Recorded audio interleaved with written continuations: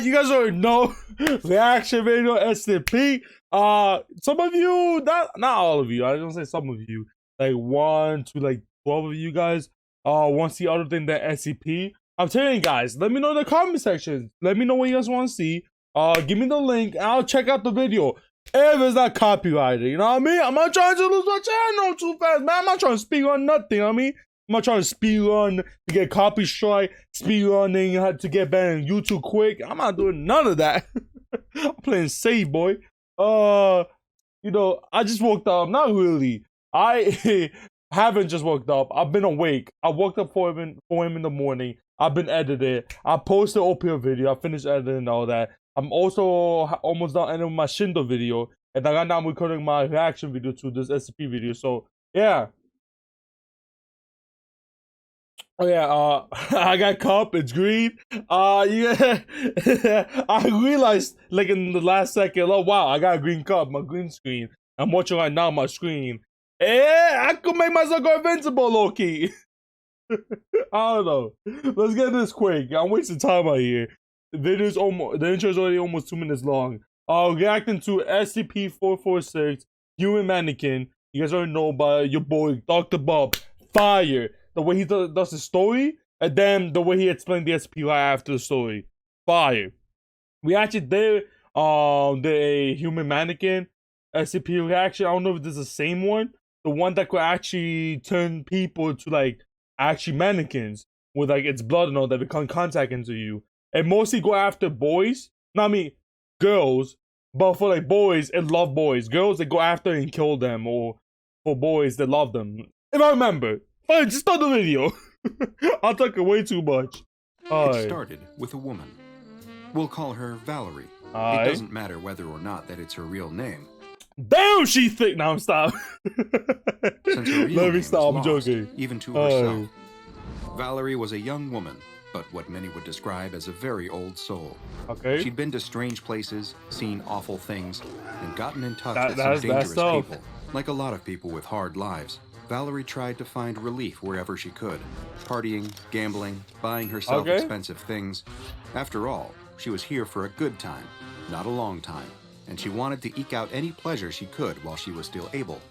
That's how she ended up in the high rollers section of a very exclusive private club in New York City. They had the finest drinks, the most attentive waiters. This reminds me of GTA. I'm not gonna cap. The casino GTA area from the map reminds me of this place. Staff and the strangest entertainment. But that's the kind of exceptional service you can expect from a club run by one of the most powerful and influential clandestine enterprises in the world, Marshall, Carter and Dark Limited. Am I supposed to know Valerie this? had no idea who the club's owner was, though. She had come here with a wealthy friend. Well, calling them a friend might be pushing it. She was here with someone she had met earlier that night. But now, as she sipped her drink and played another hand of blackjack, she realized that he was nowhere to be seen. Oh well, she didn't have anybody to please but herself, and the clubs of Marshall, Carter, and Dark can provide plenty of pleasure, as long as you can pay.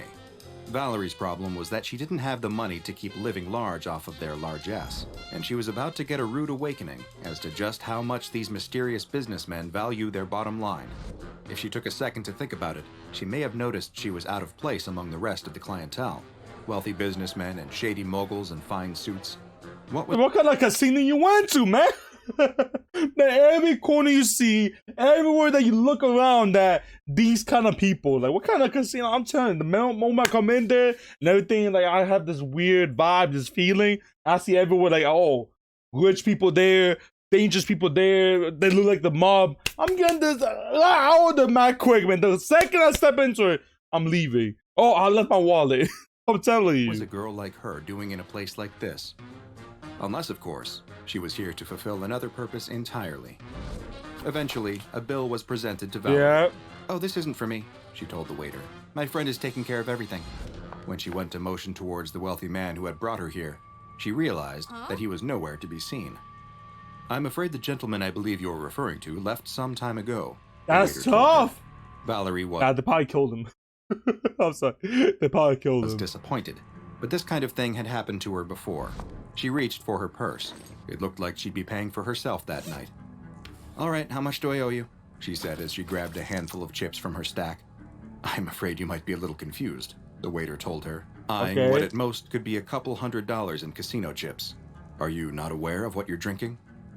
Valerie glanced at the it's gonna be a lot of money. It's gonna be a lot of money. Bottle of champagne sitting next to her, and then at the other two identical empty bottles sitting next to it. It's a lot of money. Oh, we got an ad. I was not paying. Frame, stop starting. I couldn't even finish my word, my sentence. Oh, we gonna mute this. You guys already know. If I'm not gonna pay a single penny on these ads, I'm gonna show the ad volume. You're gonna skip it. Sadly, we cannot skip this and giving us 2 ads. Oh, but remember, guys, if you ever get more on my ad, watch the whole thing. Thank you for the support. I just got the video by mistake. Okay, don't worry. I'm not editing this out. Oh, right here. I will say, oh yeah, if you ever get one on my ad, watch the whole thing. Thank you for the support. There should be no ad for now yet. So, yeah, let's keep it going. It's the champagne he ordered, Valerie answered. Yes, said the waiter. But that isn't just any champagne. Valerie's eyes began to grow wide as he went on. Those are from a very rare and very expensive vintage. Hell no. How rare? Valerie nervously asked. Extremely rare, the waiter told her. Each bottle you were drinking cost... It felt like the room suddenly filled with rushing water. The edges of her vision dimmed as a roar filled her ears as she heard the last thing the waiter said. Each bottle she had drank cost $20,000. Oh man! What? You said 20,000? Oh hell nah. Yo, I'll be like, what? I'm telling you, at that moment, I don't care who's in all that. I probably gonna get shot something. I am bull rushing everyone. I'm using all my weight and everything. Run away. Cut the cops. I don't care. Cut the cops. I feel more safe with the cops than these people inside of the casino. I'm telling you, you'll feel most safe with the cops. Maybe depends. They may be cool out there. I don't know. I'm just saying. I'm just saying. When Valerie regained her senses, she was being escorted by a group of tall gentlemen in dark business suits into a soundproof back room, where they explained the severity of her situation. As the fear continued to set in, she started to beg. She said that if they just gave her a little more time, she could earn back the money she owed them. Okay. The solemn-faced representative explained to her that Marshall, Carter, and Dark Limited doesn't operate like that. However, there would be other ways that she could pay back her debt to them, but it would be their way. They gave a brief explanation that providing luxury private clubs to an esteemed clientele was only one part of their enterprise. Okay. The other side of their business was even more exclusive. An auction house where truly unique products are sold to the highest bidders. And come to think of it, there was a hole in the market that seemed to be just Valerie's size. All they asked for was for her to spend a period of time in their service, and when the debt was repaid, her life would be hers once more. And there was more to it as well. Although she would have to work for them, time would not actually pass for her during her service. She'd get to keep her youth. It would be as if she'd never worked for them at all. A blink of an eye, and she'd be right back where she was. Valerie took just a moment to consider it. She wasn't sure she believed. Does that person have like an anomaly? I think I said right there. Like power or something? Like I feel like he's actually gonna turn into a mannequin. Why do I feel like this? Believe what these men were telling her, but she'd heard and seen some very strange things in her life. Was this really so hard to believe? And after all, what choice did she have? She didn't have $60,000. So she agreed to repay her debt to Marshall, Carter, and Dark, and do whatever that entailed. The representatives assured her that all she'd need to do is lay back and relax. They'd take care of the rest. Valerie didn't remember much after that moment, but she awoke in the dark. She couldn't move any part of her body other than her eyes. Mannequin. The next time she saw the light, she remembered being up on stage, looking down at a crowd of people wielding auction paddles, while an animated auctioneer reeled off the many advantages of some product she couldn't see. Certain words and phrases stuck out. Fully articulated and posable, warm to the touch, not a blemish on her, never talks back, she'll always look you right in the eye. Eventually, someone won, and she was placed back in the darkness. Years went by, being taken in and out of the dark by strangers, wearing different clothes and being referred to by different names, moving only when she was permitted. Little by little, she forgot the person that she once was. One day ran into the next. Is this the Mannequin SCP that I think of? Like, I'm so confused. The story, like, I'm telling you, I'm into the story right now. Like, it's fire, but like, it's dark too. It's like very, very dark, but still, like, it's fire. Like, is this the same mannequin I think of? It all became a blur of darkness, punctuated by brief flashes of light. Years turned into decades. She never said a word. She forgot what it even felt like to be able to speak. But then one day, out of the darkness, appeared a pair of strangers in black tactical gear who looked at her with an expression somewhere in between pity and disgust. From that moment on, she finally found a new name to replace that empty void. Now, she was SCP-446. The files on SCP-446 are as mysterious as they are deeply disconcerting, and we can only speculate as to the exact process that led to the creation of SCP-446. How did she got like put into this? That's my question. Since the duplicitous salesmen at Marshall, Carter, and Dark Limited don't seem eager to share their secrets with anyone outside of their organization. Okay. But what SCP Foundation researchers have learned from solid empirical observation is that SCP-446 is a humanoid mannequin 1.75 meters tall and weighing 52.16 kilograms. She is, or perhaps was, a pale-skinned Caucasian woman who appears to be in her early 20s. She has brown hair that measures 17.78 centimeters at its longest point, brilliant, bright blue eyes, and the distinctive Marshall, Carter, and Dark Limited look. She even is marked. Okay, I feel like there's like a little bit extreme, but like, she's even marked. Okay. Logo tattooed on her lower back. In many ways, she has all the hallmarks of a living human being. She's superficially anatomically correct, with realistic skin tone and texture, eye coloration and sclera clarity, and researchers who've dealt with her directly claim that she has the warmth of a real human being. Okay. Despite seeming to be alive, though, SCP-446 doesn't respond to verbal communication, has no pulse or heartbeat, and she doesn't even appear to breathe. Whether SCP-446 can truly be considered alive is still an open question among Foundation researchers. SCP-446 is stored in the same hinged metal box she was found in. Yo, I'm sorry, guys, if I'm not talking too much. I'm getting way into the reaction. Like, I should say the video. I'm getting way into the video right now. Like, I don't know what to say. Which is plain, save for a series of clothing measurements for those wishing to purchase their own custom accessories. When Foundation field agents first discovered her, they attempted to sit her up. However, what they found was that she responded to their touch, sitting up on her own. All it took to get her to lay back down was a gentle push on her shoulders from the front. Through further study, it was discovered that selective touch cues can induce different types of movement in SCP-446. She could be induced to stand up on her own, and through gentle pressure applied to the top of the head, she could be induced to sit or lay back down on her own. That's so weird. I don't think this is the same SCP that I'm talking about.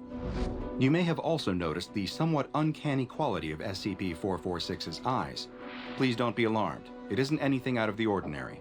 Her eyes will follow the nearest person to her around the room, and she'll try to make eye contact if possible. Don't let it bother you. Everyone gets used to it eventually. Her limbs can also be posed and manipulated as required, even into positions requiring balance, like standing on one leg. However, if pushed over, she will immediately lose balance and fall. It seems almost as though her actions are defined as much by the toucher's intent as the touch itself. Essentially out of any more ways to learn about SCP-446, an in-depth medical examination was authorized.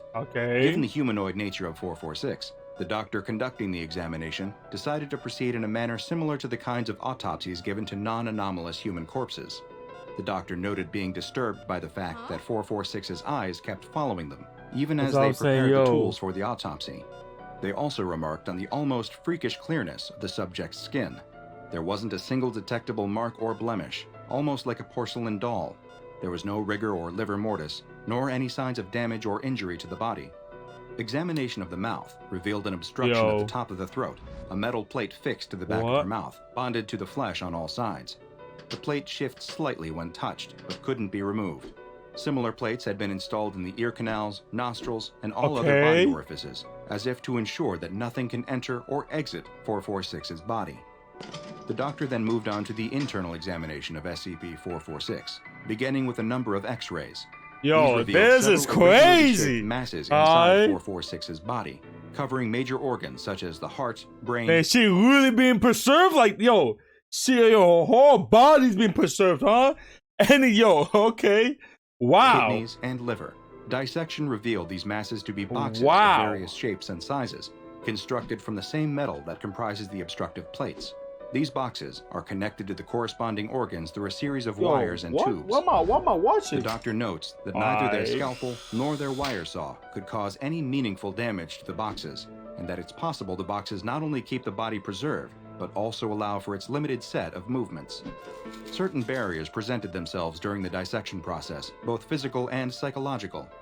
SCP-446 exhibited an extraordinary healing factor, fully repairing her own skin minutes after having her chest fully opened in a Y incision. Of course. This made sustained internal observation difficult, and the doctor declined to perform any more extensive mutilations for fear that the damage would be irreparable.